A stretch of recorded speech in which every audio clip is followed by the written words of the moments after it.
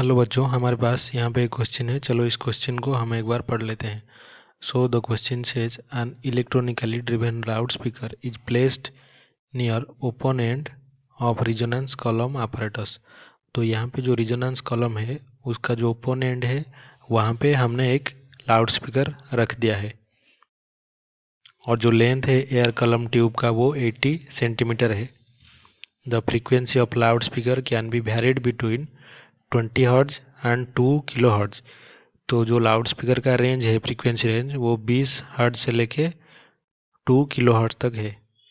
Find the frequency at which the column will resonate. तो यहाँ पे जो फ्रीक्वेंसीज जिसके लिए हमारा रिजोनेट होगा कॉलम वो हमें फाइंड आउट करना है।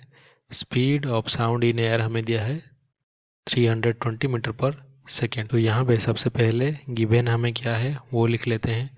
तो गिवन हमारा length of air column L is equals to 80 centimetre यानी 80 इंटू 10⁻⁻2 मीटर। फ्रीक्वेंसी रेंज जो है हमारा 20 हर्ट्ज से लेके 2 किलो हर्ट्ज यानी कि 2000 हर्ट्ज। और velocity of sound in air कितना है 320 मीटर पर सेकेंड। तो यहाँ पे जो हमारा एयर कॉलम है इसका वन एंड ओपन है, तो ये एक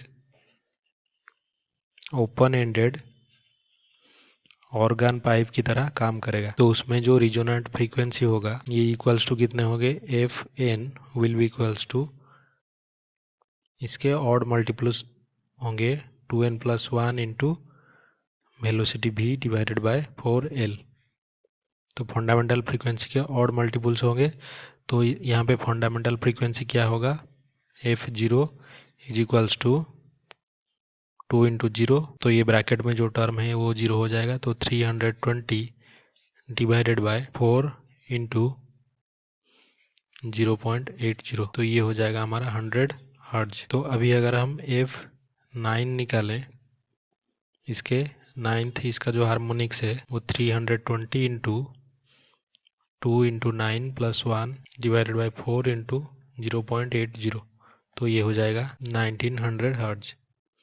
और F10 अगर निकालें 320 into 2 into 10+1 divided by 4 into 0.80, तो ये हो जाएगा 2100 हर्ट्ज। तो क्योंकि हमारा क्वेश्चन में जो रेंज गिवन है वो 20 टू 2000 हर्ट्ज है, तो यहाँ पे जो फंडामेंटल फ्रीक्वेंसी 100 हर्ट्ज ये इसके बीच में आता है रिजोनेटिंग फ्रीक्वेंसी।